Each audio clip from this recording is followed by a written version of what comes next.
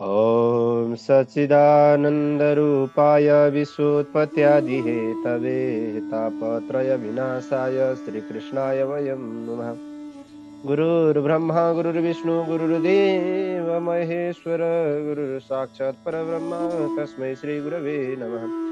जेहि वरकृपा करहि जनुजानि कवियुराजिन रचावहि भानि मोरी सुधारी सो स्वभावती जासु कृपा नहीं कृपा गति। ओम हरे नमो परमात्मने नमः। कृष्णचंद्र भगवान की जय हो।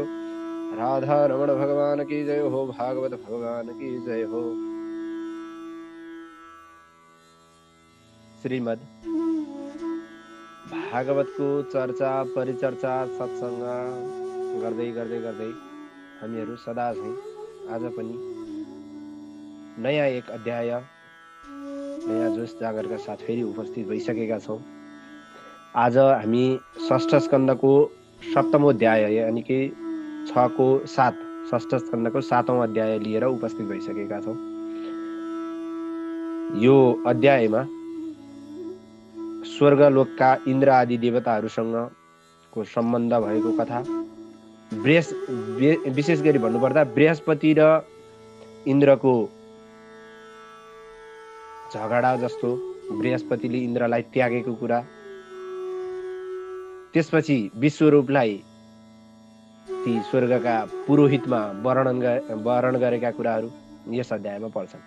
यो अत्यन्त रोचक कथा छ र सामान्यतया हामीले जनजीवनमा जनमानसमा पनि यो कथाहरू विभिन्न दृष्टान्त दिने क्रममा उदाहरणहरूमा सुन्न पाइन्छ। त्यही कथा रहेको छ। हामी पनि जाउँ यसलाई केलाउने प्रयत्न गरौँ, अर्थ गर्ने प्रयत्न गरौँ। राजोवाच, राजा परीक्षितले भन्न थाल्नुभयो, कस्य हेतो परित्यक्ता आचार्येणात्मना सुराः एतदाचक्ष भगवच्छिष्यामाण क्रमं गुरौ। हे भगवान, हे गुरु, देवगुरु बृहस्पतिले आफ्ना प्रिय जो शिष्य थिए इन्द्र आदि देवताहरू, जो स्वर्गका देवता आदि गरेका शिष्यहरू थिए, उहाँहरूलाई चाहिँ बेकारमा किन त्याग्नु हो? के भयो हो त्यो घटना? केही कारण थियो कि? देवताहरूले गुरु बृहस्पतिको के अपराध गरे कि? गुरुलाई चाहिँ गर्न नहुने अपराध पो उनीहरूले गरे कि? त्यो के हो त? त्यसको डिटेल भन्छ नि इङ्ग्लिसमा, डिटेल कथा चाहिँ के हो त? त्यसको विशेष के हो त? त्यसको कुरो तात्पर्य चाहिँ त्यो चाहिँ मलाई भन्नुहोस् भनिसकेपछि सुखदेव स्वामी राजा परीक्षितलाई सुनाउन थाल्नुहुन्छ। हेमारान महाराज परीक्षित, मरुद्गण अष्टवसु एकादश रुद्र द्वादशादित्य भृगु ऋभु विश्वेदेव साध्यगण अश्विनी कुमार महाराज इन्द्रको चाहिँ सेवामा एकदम स्तुतिमा चाहिँ संलग्न थिए। कुनै समयमा सिद्ध चारण गन्धर्व ब्रह्मज्ञानी ऋषिगण विद्याधर अप्सराहरू किन्नरहरू अनि पंक्षी तथा विभिन्न पंक्षीहरू नागहरू पनि इन्द्रको सेवामा स्तुति गरिरहेका थिए। तिनै लोकका ऐश्वर्यशाली हैन, स्वर्गका मालिक राजा इन्द्र हैन, इन्द्र पद हो नि त त्यो ठाउँमा। इन्द्र यहाँको चाहिँ प्रधानमन्त्री भने जस्तो ठुलो हैन, भनौँ राज्य व्यवस्था हुँदा राजा भने जस्तो, राष्ट्रपति शासन हुँदा राष्ट्रपति भने जस्तो इन्द्र कुनै समयमा त्यसरी भइरहेको थियो। तिनै लोकको ऐश्वर्यलाई मदोन्मत्त भएर चाहिँ इन्द्रले चाहिँ के गरेको थियो भन्दा सदाचारको जुन आफ्नो आचरणको मार्गलाई चाहिँ बेला बेलामा उल्लङ्घन गर्दै हिँडिरहेको थियो, उल्लङ्घन गर्दै आइरहेको थियो। अब मरुद्गण पनि स्तुति गर्ने, अष्टवसु स्तुति गर्ने, द्वादशादित्यले स्तुति गर्ने, साराको हाई पाएको ठुलो मान्छे भएर अब आचरण चाहिँ के गर्न थाल्यो? उसले सदाचारको नियम मार्ग जुन छ त्यसलाई बेला बेलामा भङ्ग गर्दै थियो। भनेको उसको त्यो कृत्यहरू चाहिँ बढ्दै थियो, जुन चाहिँ मर्यादा विपरीतका कृत्यहरू बढ्दै थियो बेला बखतमा। हे महाराज परीक्षित, एक दिनको कुरा हो, सबैद्वारा सेवित गरिएका ती इन्द्र, स्तुतिगान गरिएका देवराज इन्द्र सभामण्डलमा चाहिँ अब उपस्थित भएर सिंहासनमा विराजमान थिए।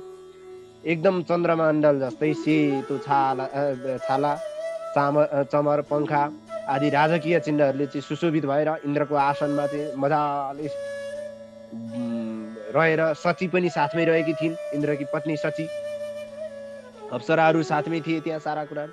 त्यही बेलामा चाहिँ इन्द्र र अन्य देवगणहरूका समेत परम गुरु, अत्यन्तै सबैका देवी देवताहरूका गुरु बृहस्पति त्यही ठाउँमा आइपुग्नुभयो। उहाँ आउनुभएको देखेर पनि इन्द्रले आसनबाट उठ्ने, उहाँलाई बस्नका लागि आसन दिने, स्वागत सत्कारका आदि कार्यहरू गरेनन्। जुन कार्य गर्नु पर्थ्यो, सदाचारको नियम जुन गर्नु पर्थ्यो त्यो कर्म गरेनन्। के को कारण भन्दा त्यही अभिमानका कारण, त्यही सदाचारको नियम मार्ग छोडेका कारण, त्यही घमण्डका कारण, त्यही अब उनको चाहिँ भनौँ न त्यो स्तुति आदिले चाहिँ बढ्ता भएको नि अलिकति केही विनाश हुनु पर्यो नि त। त्यो भइसकेपछि त्रिकालदर्शी जो बृहस्पति हुनुहुन्छ इन्द्र आदि तिनै लोकको ऐश्वर्य पाएर मातिएको छ, अन्धो भएको छ। यो ऐश्वर्यले गर्दाखेरि अरू केही पनि होइन, यसलाई बढी भएको केही होइन, यही ऐश्वर्य हो। आफ्नो स्वागत नगरेर चाहिँ आफूलाई अपमान गर्ने इन्द्रलाई श्राप दिन पनि सक्नुहुन्थ्यो, तापनि उहाँले कुनै पनि श्राप त्यहाँ दिनु भएन र इन्द्र सभाबाट चुपचाप बाहिर निस्किएर हिँड्दिनु भयो। भनेको त्यहाँ अब स्वागत गर्न बस पनि नभनिसकेपछि, आउनुहोस् गुरु, बोल्नुहोस्, बस्नुहोस्, खानुहोस्, केही पनि नभनिसकेपछि, स्वागत गर्न नगरिसकेपछि, अब जसका घरमा गएको हो उसले आएर बस पनि भनेन भने, हजुर के छ भनेर सोधेन भने, बोलेन भने के हुन्छ? सामान्य मान्छेलाई त रिस उठ्छ, उहाँ त ब्रह्मज्ञानी गुरु हुनु। तर श्राप दिन सक्नुहुन्थ्यो, इन्द्र पतित बनाइदिन सक्नुहुन्थ्यो, इन्द्रलाई चाहिँ त्यो स्वर्ग पदैबाट हटाइदिन सक्नुहुन्थ्यो, त्यति सामर्थ्य छन्। क्रोध फिटिक्कै क्रोध गर्नु भएन, तुरुन्तै फर्केर हिँड्नुभयो। देवगुरु बृहस्पति सभा मण्डपबाट बाहिरिएपछि अनि केही समयपछि अब पूजा गर्ने बेला भयो होला, अथवा नित्य पूजा भयो होला। अब इन्द्रले चाहिँ आफूले गरेको अपमान उसलाई लाग्यो। अब ओहो, मैले यस्तो गर्न पो नहुने थियो, गरिहालेँ, बर्बाद भयो नि त अब भन्ने चाहिँ उसलाई लाग्यो। अपमानको चाहिँ बोध भयो। अब उनी सभा भवनमा चाहिँ आफैले आफूलाई निन्दा गर्न थाल्यो होइन। उनी चाहिँ आफूले आफूलाई चाहिँ त्यो के भन्छ, कमजोर भएको, आफूले आफूलाई चाहिँ निन्दित भएको, आफू असुर दैत्यहरूले पनि आफ्नो सदाचार चाहिँ त्याग्दैनन्, म चाहिँ स्वर्गको देवता भएर पनि मैले आज नगर्नु काम गरेँ, खतम गरेँ मैले। यो मलाई अभिमानले खतम बनायो। नम्रता, विनम्रता, लज्जा आदि कुराहरू चाहिँ मैले भुलेँ। के को कारण? अभिमानको कारण। अब बर्बाद भयो भन्ने बुझेर अहो बत ममा साधु कृतम वै दभ्र बुद्धिना, ऐश्वर्यले को उन्मादले गर्दा मन्द बुद्धि भएको मैले सभामा आफ्नै गुरुलाई चाहिँ दुर्व्यवहार गरेँ। अहो, मैले यो ज्यादै निन्दित कर्म गरेँ, निन्दनीय कर्म गरेँ। ऐश्वर्यमा दोष हुन्छ भन्ने बुझेको ज्ञानी मानिसले स्वर्गको चाहिँ अधिपति मेरो सम्पत्तिलाई पाउने इच्छा गर्दछ र ऐश्वर्यले चाहिँ यस्तो घमण्ड अभिमान आदि चाहिँ दिन्छ भन्दै जान्दा जान्दै कसैले यही ऐश्वर्यको लागि चाहला र? चाहँदैनन्। म घमण्डी भइसकेँ। हेर्नुहोस्, ऐश्वर्यको मद नि, ऐश्वर्य घमण्डको मद कस्तो हुँदो रहेछ। इन्द्रलाई समेत चुकाइदियो कि चुकाइदिएन? चुकाइदियो। त्यही भएर ऐश्वर्यको पछाडि नभाग्नुहोस्। यही शिक्षा दिन खोज्यो। जुन श्री सम्पत्तिद्वारा स्वयं म देवराज इन्द्र आज असुर भन्दा पनि निकृष्टमा पुगेँ। असुरहरूले पनि कमसेकम घरमा आएको अतिथिलाई त सम्मान गर्छन्, पूजा गर्छन्, स्वागत गर्छन्, आउनुहोस्, बस्नुहोस्, खानुहोस् भन्छन्। आज म देवताको पदमा पुगेर पनि म च्युत भएँ, पतित भएँ। मैले आज गर्न नहुने काम गरेँ। राजकीय सिंहासनमा बस्दा पनि राजकीय सिंहासनमा बसेको भनेर मलाई घमण्ड आयो होइन। धर्मको उत्तम रूप जानेको मैले पनि, तर पनि के जानेर के काम लाग्यो? बालुवामा पानी भएन? जान्न त सबै कुरा जानेछ, तर आफू जिन्दगीमा लागू गरे छैन भने के काम थियो? जिन्दगीमा जान्न त हरेक कुरा, जानाति विविधा भाषा, जानाति विविधा कला। अनेक भाषा जानेछ, अनेक कलाहरू जानेको छ, के काम लाग्यो? जब आत्मा जानेको छैन, जब आफूले गर्नुपर्ने कुरा गरेको छैन भने त्यो शास्त्रले के काम? ती शास्त्र त्यो पुस्तकमा हुनु र तपाईँको दिमागमा हुनुले के काम गर्यो त? जब चाहिने बेला प्रयोगमा आउँदैन भने ज्ञानको प्रयोग हुनु पर्यो। त्यही मैले आज म ज्ञानी भएर धर्मात्मा भनेर चाहिँ नाम कहिए पनि, धर्मको उत्तम मार्ग, दुनियाँलाई धर्म सिकाउने देवराज इन्द्र भनेर कहे पनि म पतित भएँ, भ्रष्ट भएँ, कुमार्गको चाहिँ लागेँ म। कुमार के भन्दछ, कुमार्गको चाहिँ उपदेश गर्ने त्यस्ता निज व्यक्तिहरू घोर अन्धकारमय नरक आदि लोकमा पर्छन् भने निजको भनाइ जसले पत्याउँछन् तिनीहरू पनि ढुङ्गाले भरिएको त्यो ढुङ्गाले चाहिँ युक्त भएको नदीमा डुबेर दुःखमय लोकमा चाहिँ चुर्लुम्म ढल्छन्। जो कुमार्गमा लागेका छन् त्यस्ता व्यक्तिहरू त नरक गइ नै हाल्छन्, तर त्यस्ता व्यक्तिले भनेको मान्नेहरू पनि नरकै जान्छ। जैसा गुरु वैसा चेला, दोनों नरक में ठेलम ठेला छैन। अब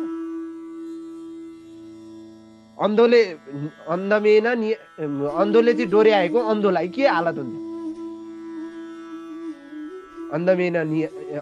अन्धेन नियमाना यथान्धा, अन्धोले चाहिँ डोर्याएको अन्धो जस्तो पुन खाल्टा लगाएर कतिखेर जाग्छ कसले के भन्नु अन्धोले अन्धोलाई डोर्याए आएपछि के हुन्छ हो त्यो निज पतितले डोर्याएको पतित पनि खस्छ देवगुरु अथाह ज्ञानले सम्पन्न ब्राह्मण हुनुहुन्छ त्यसैले अभिमानी रहित भएर म शिष्यले गरेको जुन चरण कमल स्पर्श उहाँको चरण कमलमा म यदि पुगेँ मैले उहाँलाई माफी मागेँ भने पक्कै पनि म उहाँलाई प्रसन्न गराउन सक्छु या क्षमा माग्न सक्छु उहाँले मलाई पक्कै पनि क्षमा दिनुहुनेछ भन्ने बुझेर यसरी सभाबाट दौडेर अब सभाको बिचैमा चाहिँ देवगुरु बृहस्पतिको जुन हुनुहुन्थ्यो उहाँको चाहिँ पछि लाग्न थाल्नुभयो गुरु बृहस्पतिले इन्द्रको अभिप्रायलाई बुझ्नुभयो आध्यात्मिक शक्तिद्वारा उहाँ आफ्नो कुटीबाट अन्तर्ध्यान हुनुभयो अब इन्द्र आउन लाग्यो इन्द्र आएको छ भन्ने थाहा पाएर उहाँ चाहिँ त्यहाँबाट अन्तर्ध्यान भइदिनु ल बेटा अब गुरुको अपमान गर्दाखेरि तँलाई के हुन्छ भन्ने कुरो तैँले बुझ्छ गुरुको अपमान गर्ने त तँलाई अभिमान भएको त स्वर्गको राजा भई भन्ने ठानेको छस् त्यतिकै राजा भएको छस् त तँलाई अभिमान तैँले जुन अभिमान गरेको छ तेरो अभिमान नाश गर्नै पर्छ चुर गर्नै पर्छ अहिले सजिलै मलाई तैँले प्राप्त गरिस् र मैले क्षमा दिएँ भने तैँले गुरुको अस्तित्व बुझ्दैनस् भक्तलाई शिक्षा सिकाउनु पर्ने छ भनेर त्यो देवगुरु बृहस्पति जो हुनुहुन्छ उहाँ अन्तर्ध्यान भइदिनु भयो सम्राट इन्द्रले सबैतिर खोजे तर बृहस्पति कहाँ हुनुहुन्छ भन्ने पत्ता लगाउन सकेनन् गुरुको अभावमा असुरबाट चाहिँ अब हाम्रो रक्षा कसरी हुन्छ गुरुको मार्गनिर्देशन भएन भने हामी कसरी अगाडि बढ्न सक्छौँ भन्ने बुझेर उसलाई चाहिँ एकदम अब सबैतिर खोज्न थाले तर कतै पनि भेटेनन् अनि कल्याणको बाटो अब के गर्दा चाहिँ हुन्छ त किनभने गुरुले जबसम्म गुरुको उपदेश हुँदैन तबसम्म असुर दैत्य आदिबाट चाहिँ हामीलाई रक्षा गर्न कसैले पनि सक्दैन स्वर्गको रक्षा गर्न कसैको पनि ताकत चल्दैन गुरुको त्यति महत्त्व थियो अघि नै अपमान गर्नुभन्दा अगाडि यो कुरा सोचेको थियो भने दुःख हुँदैन थियो जब अपमान गरेपछि सोचेर के फाइदा इन्द्र र बृहस्पति बीचको चाहिँ यो वैमनस्य सुन्ना साथ यता दानवहरूका गुरु जो शुक्राचार्य थिए उनले चाहिँ आज्ञा लिएर शास्त्र अस्त्रले सुशोभित भएर ए भाइ यो यही हो जसले अड्याएर स्वर्ग राखेको थियो जसको शक्तिमा चाहिँ स्वर्ग अड्याएको थियो आज उसले स्वर्गको इन्द्रसँग चाहिँ झगडा परिसक्यो गर्दै आक्रमण भाइ उपदेश गर्नेवाला कोही पनि छैन रक्षा गर्नेवाला कोही पनि छैन बृहस्पतिले छोडिदिइसके स्वर्ग आक्रमण भनेर आक्रमण सुरु गरिदिइहाले बहुत रोचक प्रसङ्ग असुरले तिखा बाणहरू प्रहार गरेर अब उसमा चाहिँ आक्रमण गर्दै बाणहरूद्वारा देवताहरूको जाङ बाहु आदिमा चाहिँ घाउ लागेर छिया हुन थाल्यो पराजयले गर्दा लाज मर्दो स्तुति भयो इन्द्रसहित सम्पूर्ण देवताहरू रक्षाको उपाय खोज्नको लागि अब भागेर कहाँ जान थाले ब्रह्माजीको गए अजन्मा सर्वज्ञ स्वयम्भू ब्रह्माजीले चाहिँ दानवहरूद्वारा पीडित भएर आफ्नै शरणमा आएका देवताहरूलाई देखेर कृपापूर्वक उहाँलाई चाहिँ सान्त्वना दिँदै सम्झाउँदै भन्न थाल्नुभयो ब्रह्मोवाच ब्रह्माजी भन्नुहुन्छ अहो बत सुरश्रेष्ठ यवद्रम कृतम महन् ब्रह्मिष्टम ब्राह्मणम दान्तर मैश्वर्यान्न भ्यनन्दतः हे देवताहरू ऐश्वर्यजन्य अभिमानका कारण तिमीहरूले जुन एउटा ब्राह्मण र त्यसमा पनि जितेन्द्रिय ब्राह्मण ब्रह्मज्ञानी ब्राह्मण त्यस्ता ब्राह्मणको तिरस्कार गर्यो आज तिमीहरूको अभिमानले गर्यो निश्चय नै तिमीहरूबाट अक्षम्य त्यो क्षमा गर्ने अपराध भएको छैन बहुत ठुलो अपराध गरेका छौ बहुत गल्ती गरेका छौ तिमीहरू हे देवताहरू तिमीहरूबाट हराइएका जुन असुरहरू पहिले शक्तिहीन भएका थिए ती शक्तिहीन बनाउनमा तिनै गुरुहरूको हात थियो तिमीले त्यो भुल्नु हुँदैन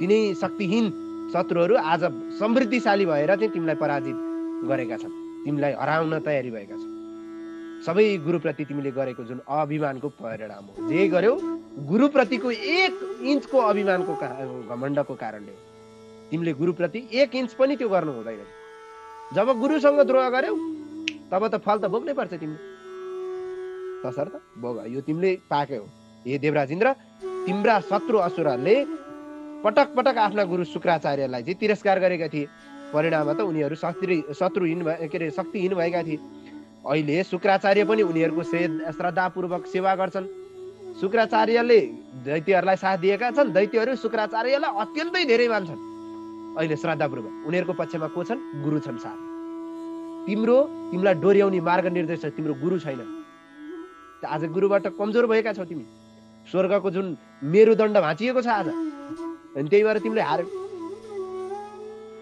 अब तिमीलाई त्यो स्वर्ग तिमीले आश नगर्दा हुन्छ जबसम्म तिमीले गुरुलाई चिन्ती जुन गुरु ब्रह्मा गुरु विष्णु गुरु देव महेश्वर ब्रह्मा विष्णु महेश्वरको श्रेष्ठता पाउनु हुने त्यस्ता गुरु, त्यतिकै गुरुलाई त्यो उपाधि दिएको होइन।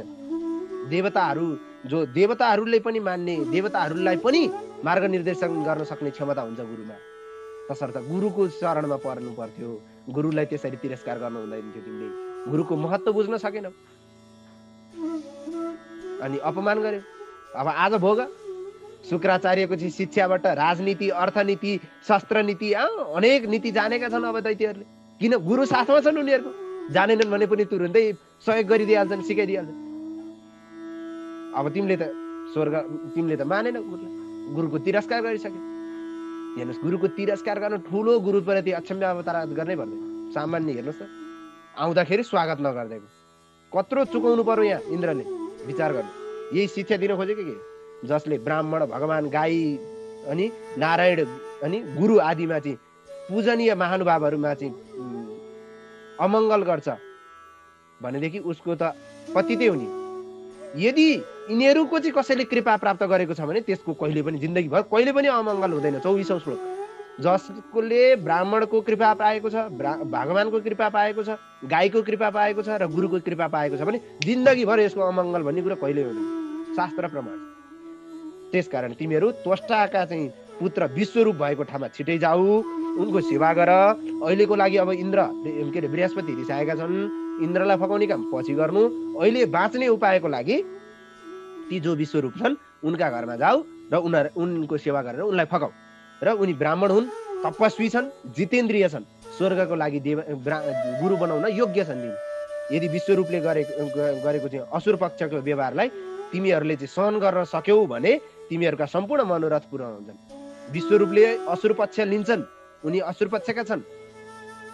उनका किनभने यी असुरहरूका भान्जा हुन्, दैत्यहरूका भान्जा हुन् यिनी। यिनको यदि असुर पक्षको व्यवहार चाहिँ तिमीले सहन सक्यौ भनेदेखि तिम्रो मनोरथ चाहिँ फेरि यिनले पूर्ण गरिदिन्छन्। यिनी त्यति शक्तिशाली छन्। यिनको भनाइ चाहिँ मान्नु पर्यो, यिनको कुरा चाहिँ सुन्नु पर्यो तिमीले भनिसकेपछि सुक उवाच। यसरी महाराज परीक्षित ब्रह्माजीले यस प्रकार उपाय बताइदिएपछि इन्द्र आदि सारा देवताहरू विश्वरूपकोमा पुग्छन् र विश्वरूपकोमा अगाडि गएर हात जोड्दै देवताहरूले भन्न थाले, देवाहुजु वयं ते तिथयः प्राप्ता आश्रमं भद्रमस्तु ते कामः सम्पाद्यतां तात पितॄणां समयोचितः।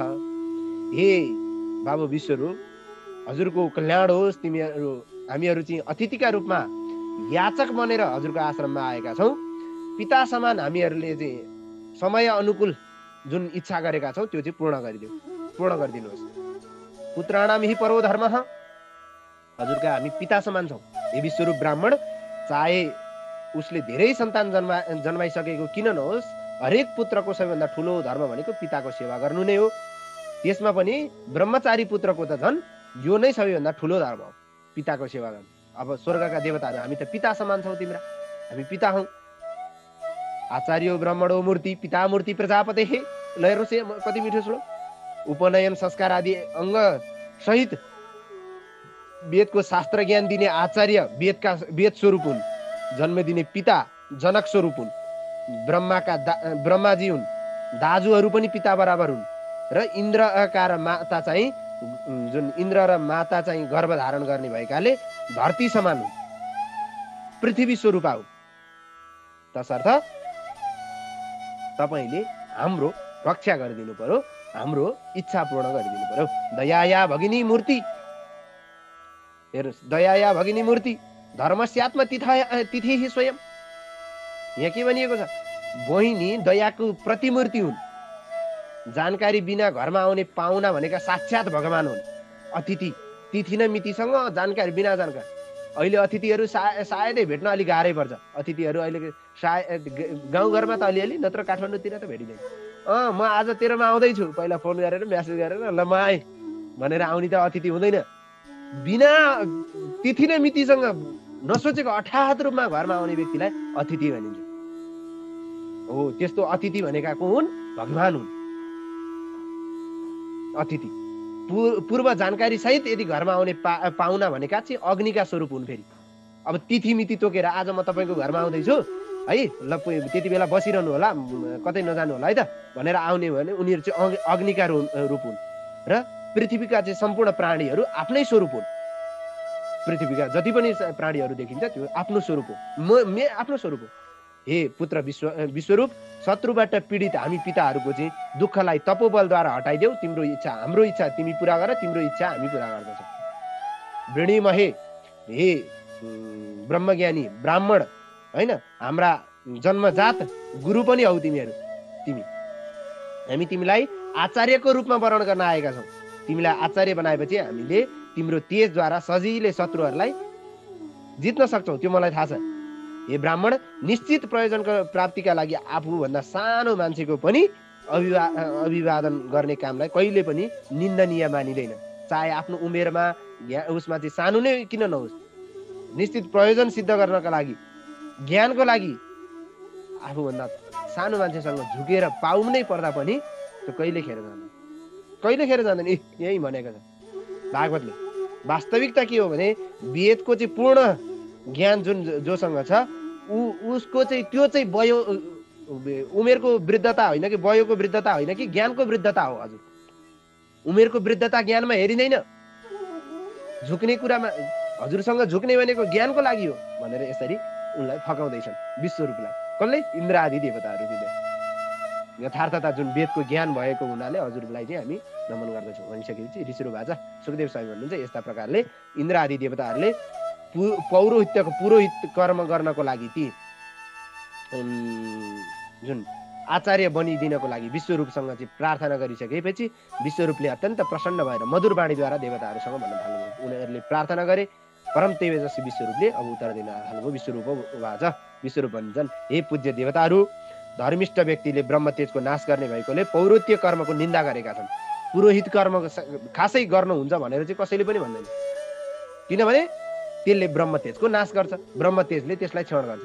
आफू दिनभर बिहानभरि बसेर चाहिँ 1000 गायत्री जपियो भनेदेखि एक दिन गरेको पौरोहित्यले स्वाहावरी अब कति तुलना हुन्छ। अब त्यो कुरो नगर्नु। पौरोहित्य कर्मकाण्ड ती आदि कर्महरूले चाहिँ किन पुरोहित कर्मले उसको पाप जति त बोकेर आइन्छ नि, उसले त त्यही भनेर पूजा गरा गोदान आदि सङ्कल्प गर्छ, के सङ्कल्प गर्छ, कायिक वाचिक मानसिक सांसारिक ज्ञाता स्पर्श सबै लैजाइ मेरो बाहुन बाजे भनेर दिन्छ।